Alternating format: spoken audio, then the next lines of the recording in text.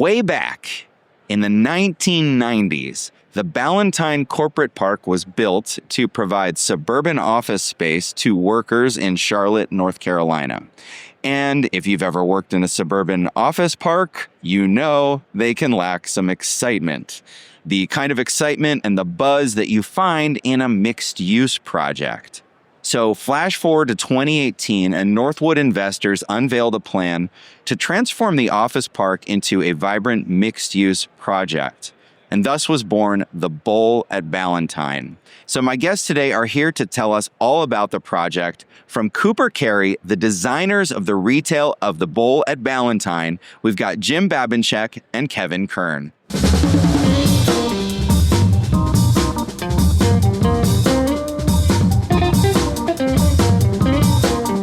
Live from Las Vegas, it's Where We Buy. That's right, you're listening to Where We Buy. It's the show where we talk with retail experts and we visit the places where we buy. My name is James Cook. I research retail and real estate for JLL. We're recording live from the JLL booth at ICSC Las Vegas 2025. Welcome, Kevin and Jim. Good morning. Great. Good morning. Good morning. Good morning. Okay, so Jim, how do you describe your role? I'm a principal with Cooper Carey. I'm also a managing director of the Charlotte office. And we had an opportunity to get introduced to the Bowl at Ballantyne a few years back. We had the ability to also create a wonderful experience along with groups from Land Design and Sasaki. We're also design partners. Awesome. And Kevin, you designed the wayfinding? No. Yes? Correct. Yes. So, well, kind of. Okay. So I lead our firm's experiential graphics team. So experiential graphics is extending our clients' brands into the built environment. And that can include signage design, wayfinding, kind of the small little details in the streetscape and the environment that people notice and that are an extension of the overall brand and narrative. That's fascinating. So a lot of folks think of a retail environment just being, the architecture or the landscape planning. It's also the spaces in between the buildings, but also signage and wayfinding to talk about a deep, compelling story that helps define a place and really set it apart from other competing retail environments. So I talked a little bit about the overall story in my intro, but it starts as a corporate park. Correct. And then there's an idea of let's turn it into something better. Correct. What was the vision and how did you get involved with that vision? Yeah, so over 30 years ago, the original developer developed the Ballantyne as a traditional park. It grew really fast, up to 40 different office buildings. It was on the outskirts of Charlotte. But and it's in a very affluent community. So there was a lot of people moving there, execs, lived close to their office. But what was lacking was this area of Ballantyne. There really wasn't any community places to gather. The place looked great. It was very lush, very green. There's a lot of traffic there and a lot of growth. But it was the opportunity to create walkable amenities from people, the 17,000 workers in the office parks. It just didn't exist. You'd had to get in a car and drive to a place, and maybe go through a drive-through. And, we're all hardwired to be social and gather. And Northwood saw an opportunity in the market, a hole in the market to densify this suburban office park, which is at the time 535 acres. And they bought it, I think it was in 2017. It was $1.2 billion in the largest real estate transaction in Charlotte at the time. So they saw the potential. And along with, our design partners, we really looked to, add uses like residential and retail and entertainment and more parks to create that communal place within Ballantyne. Yeah, it's almost Ballantyne was void of a downtown, or there was no Main Street. There was no there. There was no there. Yeah. So that's what we've ultimately created. It needed this gathering spot. Yeah. People could say, "Hey, I want to meet you there." Yeah. I have personally not been, but I did find a YouTuber who did a very detailed, like half an hour walking tour. So Oh, wow. I watched Okay. that. We I love watched it. that last week. So I have in my head kind of what you've created, and it's pretty enticing. Like, how would you describe the experience of a visitor to the bowl? So what's great is it like hits all on the different offerings of spending an entire day or an afternoon and with your family or with your people from the office. It really extends the, 8-hour workday, if there is such a thing. But so you've got OMB, who has, a great 1 acre beer garden, and OMB Olde Mecklenburg Brewery has kind of a family culture to it. Like, a lot of parents like to bring their families there and hang out with their friends. The amphitheater, called the Amp, is a 3,500 seat outdoor amphitheater. And, Land Design and others created a wonderful outdoor space to experience, a full lineup of concerts and events and markets and things throughout the year. And then also behind the Ballantyne Hotel, Stream Park, which is a great place for parents to bring their kids and grandparents to hang out. And so all of those things, along with the bowl, the avenue of lineup of great places for food and beverage. And, you can spend an entire day there and be entertained. So, Yeah. Yeah, and it's also very family friendly. So the park is phenomenal. My kids are grown, but if I had small kids, I would definitely take them there. And like Jim said, the brewery is a mainstay in Charlotte. It's well known. This is their second location. And it's very family friendly as well. So it's an ideal afternoon. Kids get to unwind a bit in the park. They can also come and hang out in the beer garden. Parents get to unwind and then ultimately grab some dinner. So it's a great setup for that kind of scenario. And then Northwood also is very good at having events as well. So there's always something going on. So when Northwood decided to take on this project, when Cooper Carey came on the scene, how involved were you in creating the vision? Or, tell me a little bit more about your involvement in the story. Sure. We have a process we like to call visioning. Oh, cool. And before we draw a line, we try to understand who the customer is and what their aspirations are and how to create an environment that resonates with them and makes it a place where they want to go and bring visitors and their friends from out of town.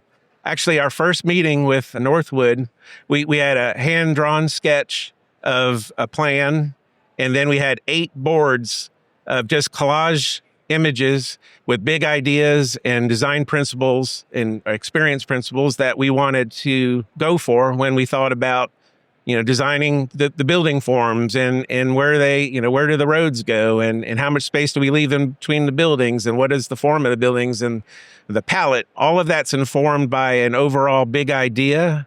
Sometimes we call it a project story or a narrative.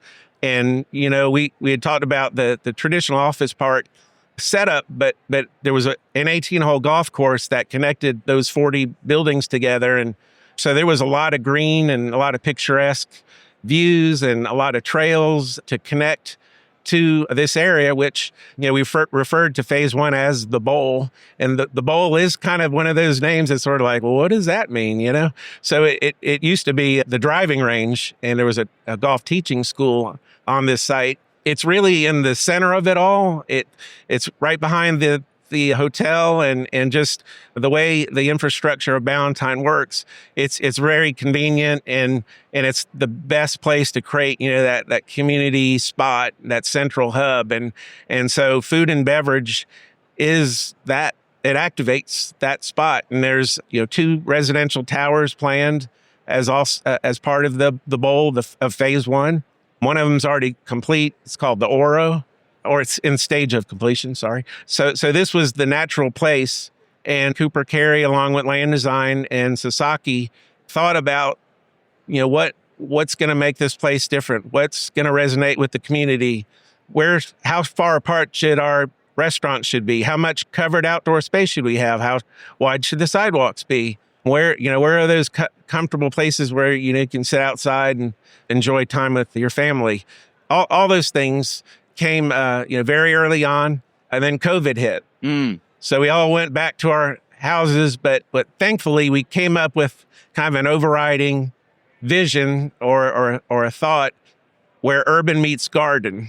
So that idea of bringing green and landscape and creating an environment where you're outdoors and it's very comfortable. That guided all of our decisions, from the design of the amp to the stream park to all the outdoor spaces in the bowl itself, the form of the buildings and the exterior materials that we use. We used terracotta, we used tin, we used more wood, natural materials that you would find in an outdoor garden space. We used as part of the aesthetic for the buildings itself. And it also informed what Kevin worked on with the experiential graphics. So we create a narrative for the project, and we not only do that for our clients to help them understand our thought process, and it's not a marketing pitch or anything that lives in the outside, outside of the confines of the design, but it really serves as a North Star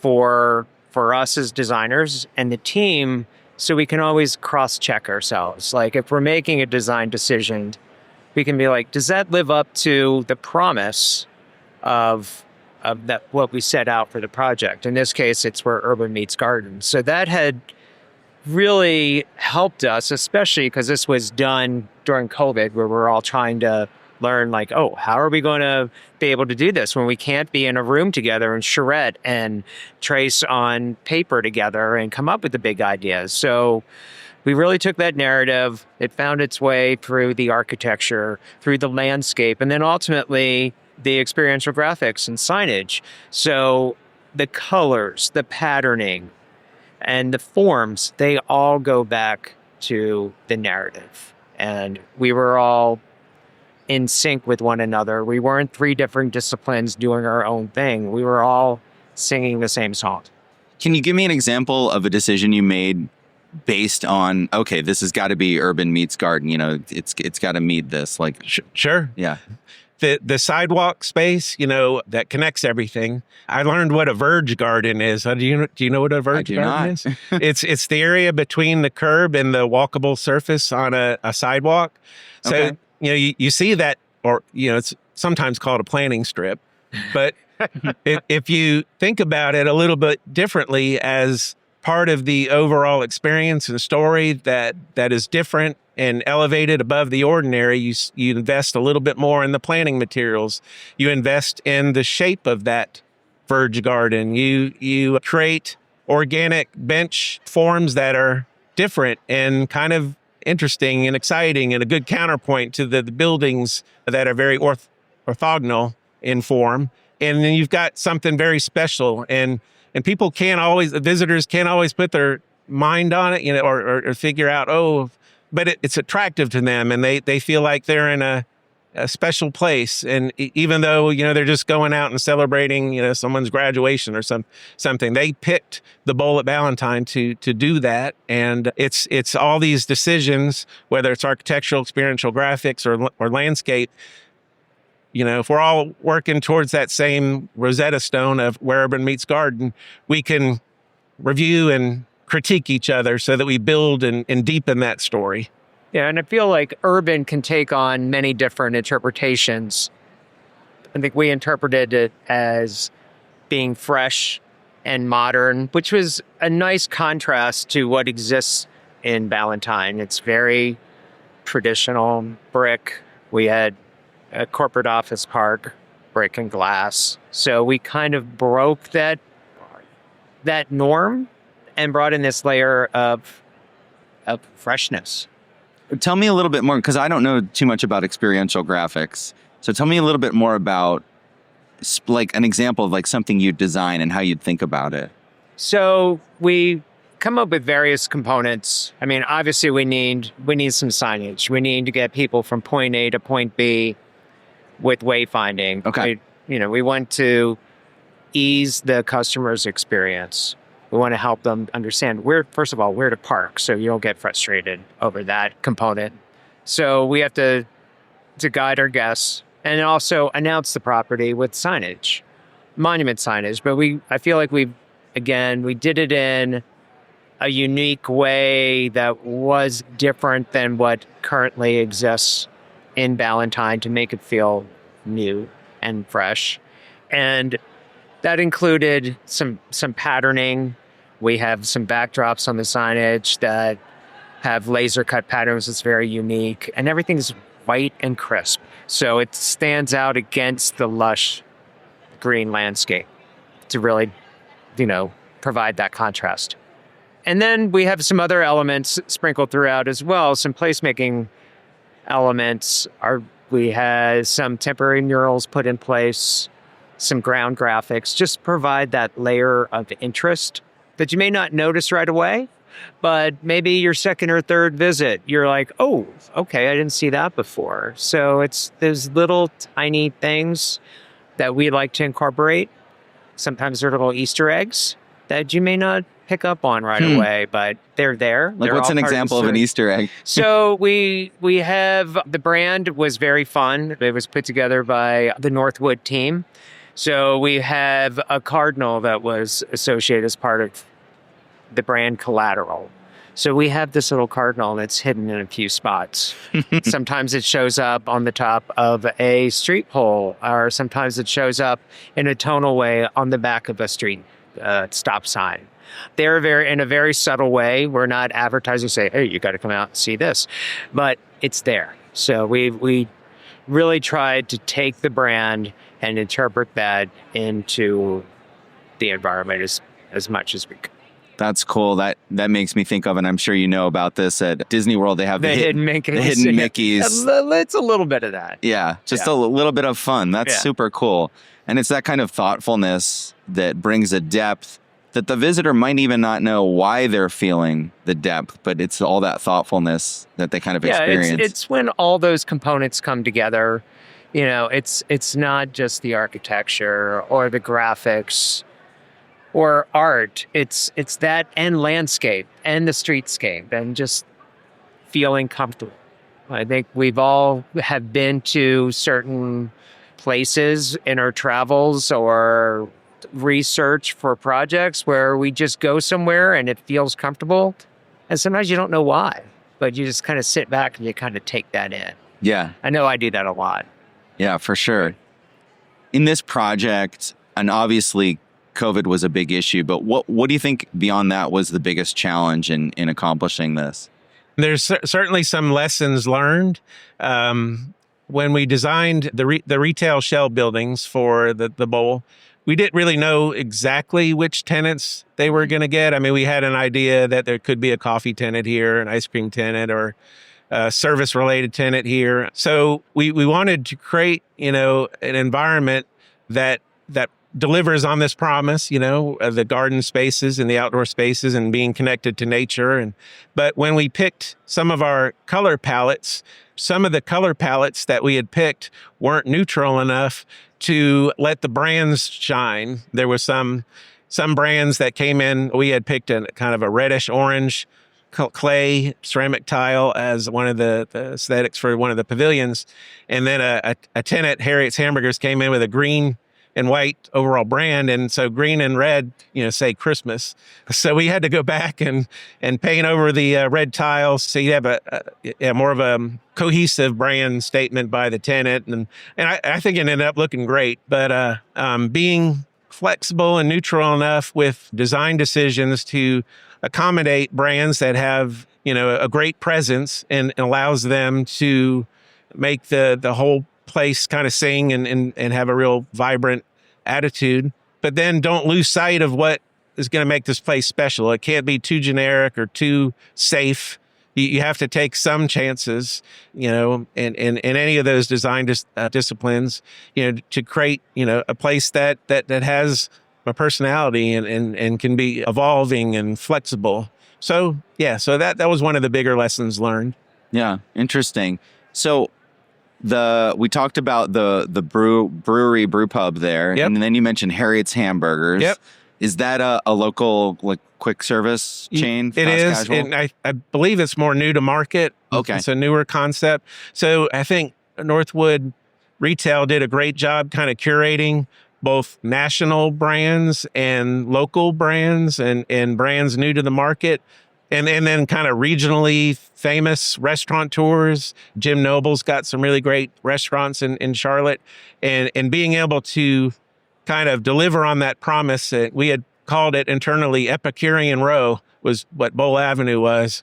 That was a huge part, of getting that right mix of tenants so that everybody has the opportunity to, whatever they're there to get, a coffee in the morning or a beer in the afternoon, or extending the night after a great evening concert, that there's a lot of different tenants and food offerings to help keep people engaged and entertained. So, and there's food? Are there retailers there as well, or is it really just food focused? There's some. It's more of experiential retail, like service related or food and beverage, fitness tenants. So it's all things that you can't do on the internet, that still grab your attention and create that special place. There are a couple non-service places, but mostly experiential retail tenants. Well, it fits the categories that you often mention. Okay. You probably need to bring those up. Have you heard of the 4 F's in experiential retail? Food, fun, fitness. Okay. You could say fit. Fat. Oh, no. So fat, it could be beer, it could be ice cream, it's things that, that you indulge in, I guess, but you have the opportunity to work it off at a fitness place. Fab is where you go to look great, or, it could be a salon, it could be the nail bar, it could be the dry bar, so, and then fam. So and family here is actually, they'll be adding tenants of that category, but Stream Park is a great family amenity. And actually, the Biergarten at OMB is a family place to hang out, as well as the amphitheater. So they're hitting all 4 large categories there that become, an amazing lineup to really create, that special place. So let me make sure I've got it. It's fit, fat, fab, and fam. Yeah. So, that's awesome. That's kind of your, or you kind of came up with that, or? Well, over a 30-year career, you hear things and then you bring that information into your own realm, and so that's super cool. Everybody has kind of different translations of that, but that's the one that we mostly work with. Yeah. So. You mentioned the amphitheater. Are they doing free concerts, or is it ticketed events? It's ticketed. Yeah. And I think they're kicking off with a great season so far this year. And I think they're having a great turnout. I think just this past week, Wilco played. Oh, wow. So these are real shows. They're real shows. Oh, wow. Yeah. That's awesome. So it's a great destination. We've got a spot. You can go, have a few beers, grab dinner, go see the show. It's a great night out. One thing I didn't ask you about was sustainability, and what the point of view was that. Sure. I mean, it sounds like, the nature is that there's a natural aspect to this project, right? So I'm sure you were thinking about how sustainability as you were designing the project. At a macro level, there were a lot of investments in sustainability and connectivity. That the whole Stream Park was an investment, that natural amenity, but became a kind of like a special natural amenity that kind of rings a Stream Park and the bowl itself. And there was, large pedestrian bridge that you walk over to one side. So there was a good investment in creating those outdoor spaces, and then stormwater as kind of a backdrop to the amp, or connecting into the McAlpine Greenway. I hear that you can ride a bike now from uptown Charlotte all the way to the bowl, and that's a decent trek. And then there's, future light rails have been talked about. So, at that macro level, there was a lot of thought and investment into, creating, sustainable, resilient environments. So the bowl is up and running. Is there a vision to build onto that more and add more, I don't know, food or retail or definitely. Residential? Yeah. Yeah. Northwood made significant in a private-public partnership investments in the infrastructure. So adding new roads, new bridges, multi-use paths. So this central hub or the bowl is connected to a larger network and will also crisscross through the bowl and eventually connect. They're building a Wegmans out there. And so the first Wegmans this far south here, and I know it's the first one in Charlotte. So currently in the Triangle region in North Carolina, but coming into Charlotte, which is a huge deal for the market. And the bowl itself, like I said, was built on the driving range and the teaching school. There's 17 other golf holes that could be built, a future residential and townhomes and amenity spaces and more retail. So yeah, there's definitely a decades-long plan for the bowl to evolve into, a great city within a city. So. That's fantastic. Well, thank you so much for joining me today. It's always fun to hear about a new project, and I would love to visit the bowl at Ballantyne. It sounds really cool. Maybe see a concert. Yeah, no, we'd love to take you on a tour out there sometime. Awesome. Thank you, Jim and Kevin. You're welcome. Thank you. And if you want to hear more interviews, audio retail tours, and new research insights, you can subscribe to Where We Buy on the iPhone podcast app. We're on Spotify. We're really wherever you get a podcast. Just search for Where We Buy. And we're on the web at wherewebuy.show. Our theme music is Run in the Night by the Good Lauds under Creative Commons license.